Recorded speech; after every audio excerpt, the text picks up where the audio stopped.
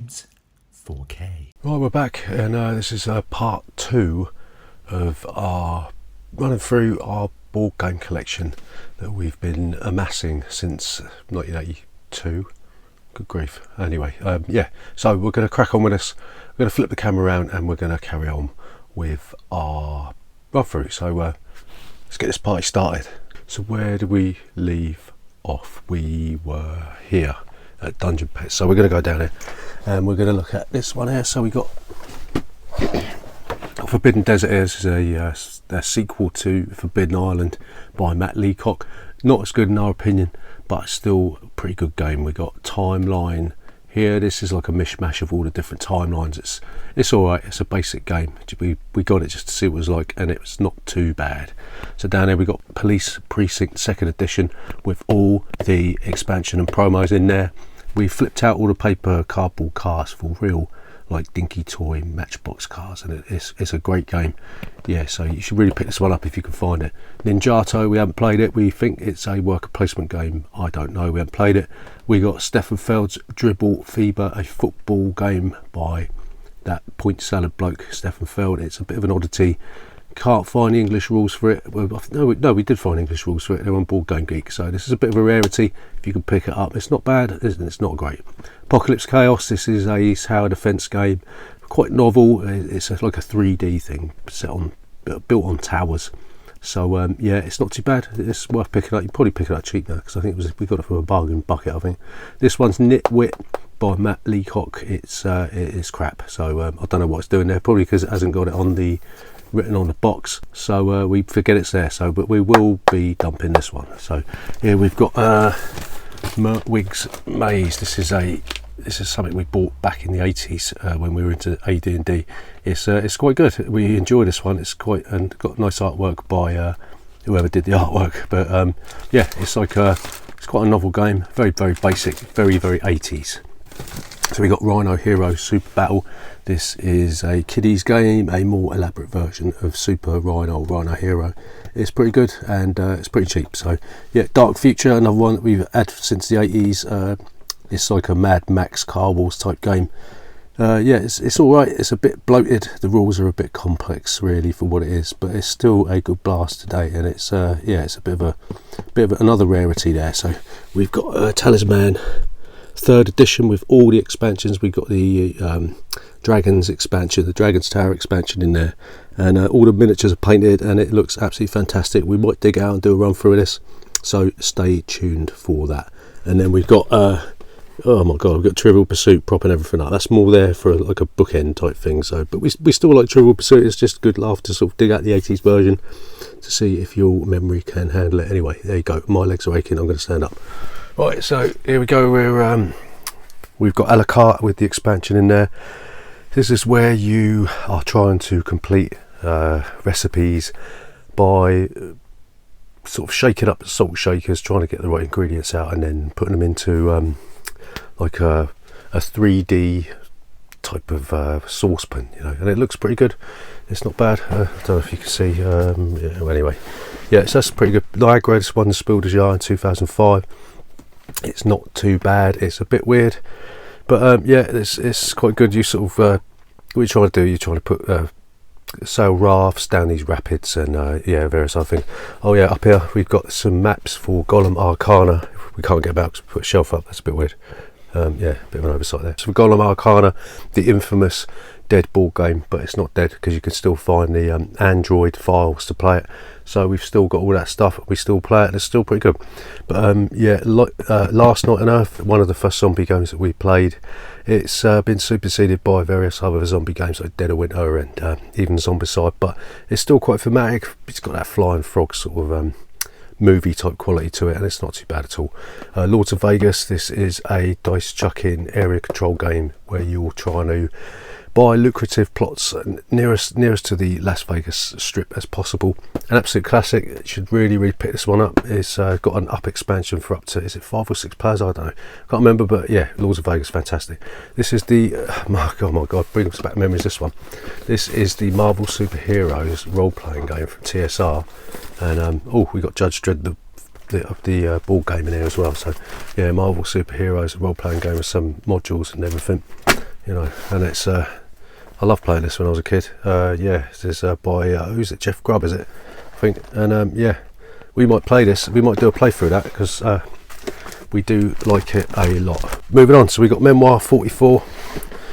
One of our favourite games. I don't know why we left this off of our favourite games of all time list, so that's a bit weird, but we got everything here apart from the new air pack in here, and then we got a box full of everything else in here. We've doubled up on the armies, we've got 2 breakthrough maps, we've got all the Overlord maps and everything, and blah blah blah blah blah. So Memoir 44, fantastic. Roll for the Galaxy, it's not too bad. I don't think it's as good as Race for the Galaxy, but yeah, it's there. It's got has it got any expansions? No, we haven't bought any expansions. We definitely didn't buy the latest expansion because it's too expensive, and yeah, we're not going to pay 60 quid for 3 or 4 modules. So yeah, there you go. So we go down here, we've got New York Slice, which is a I split you choose a type of game where you're splitting up pizzas to get points. We've got the promos in there. It's fantastic. Really should think about picking this one up. It's awesome. And it, yeah, the menu, it looks like a pizza box, and the menu's like a pizza menu. So yeah, we got Cyclades, our favourite game of all time. Everything's in this box, all the expansions, everything we could get for Cyclades is in there. You got the Titans expansion, Hades expansion, Monuments. We got all the promos, all the Kemet crossover stuff. One of the best games ever made. If you ain't got it, get it, or you're a muppet. Kemet is like a sort of sister of this one. All the expansions in there. We've got the Seth expansion in there. Another wonderful area control game. The thing that makes this is the wealth of tiles that are available to purchase. No 2 games are the same. So there you go. Giants, we haven't played this. We bought this because it's meant to be a forerunner of this, and we haven't played it yet because when we try and dig this one out, we always end up playing this or this. Inish, this is another area control game. Not too bad. We're going to do a run through this when we get the new expansion. I can't remember what it's called now, but yeah, it's still pretty good. If you can find it, let's pick it up. Down here you got K2. Got K2 down here where you do mountain climbing up one side of K2, and it's like a card management, hand management sort of game. It's pretty good, but the rules are a bit weird, so yeah, it's not bad. Peloponnese, this is a wonderful civilization building game. Very, very simple. We've got the expansions in here. We definitely recommend this one. Actually, we will do a playthrough of this, but it's wonderful. Really, really basic. It's got a nice sort of aesthetic to it, so you should really think about picking this one up. Castle Panic, great for kids. Really simple tower defense game. It's got loads of expansions now, and I think there's a big box version coming out, so if you haven't got it, think about picking this one up. Western Legends, we've backed the latest Kickstarter on the is it called Anti-Up or something. A couple of extra Kickstarter things going on with this one. We're going to wait. We have done a playthrough of this, and we've done a review of this one, so go and check that out. Yeah, Kalis, one of the best Euro games ever made. Yeah, so you're sort of trying to assist the Grumpy King to build his fortress by buying buildings and trying to shut down the provost. So yeah, Kalis, a timeless classic, that one. London, got on my knees. Oh, London, we haven't played this one. It's a Martin Wallace reprint from Osprey Games. We will be playing it at some point, and yeah, there you go. So up we go. We've got Pandante. This is a variation on poker. We haven't played it, so we can't really talk much about it. We've got Don Eskridge's Abandoned Planet. He's the guy that did the Resistance. We haven't played it. Don't know why we bought it, but it's there. We probably will play it.